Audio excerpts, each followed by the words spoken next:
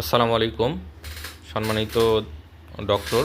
আমাদের কাছে আরেকটি মেশিন, ছোট একটি মেশিন এসেছে। সেটা হচ্ছে ইনফিল্ট্রেশন, লাইপোসাকশন করার সময় যে ইনফিল্ট্রেশন করতে হয় ওই সময় এই মেশিনটা দরকার হয়ে থাকে। তো অনেক অ্যাডভান্স একটি মেশিন, আরপিএম সেট করা যায়, মেনু আছে, মোড আছে এবং কিভাবে দিতে যাচ্ছেন এইটা।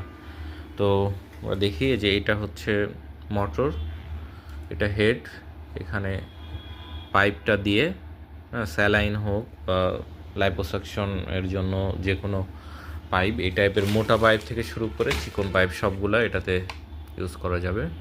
আমরা এটা অন করলাম, এই যে ঘুরতেছে। তো এটা দিয়ে ফ্লুইড কোনো ধরনের বাইরে কোনো টাচ না করে ফ্লুইড এর ফ্লো থাকবে আর কি। তো ধন্যবাদ ভিডিওটা দেখার জন্য। এই টাইপের মেশিনগুলো সাধারণত প্লাস্টিক সার্জন এবং যারা লাইপোসাকশন করেন সে সকল স্যারদের দরকার। তো কারো যদি লাগে জানাবেন। আসসালামু আলাইকুম।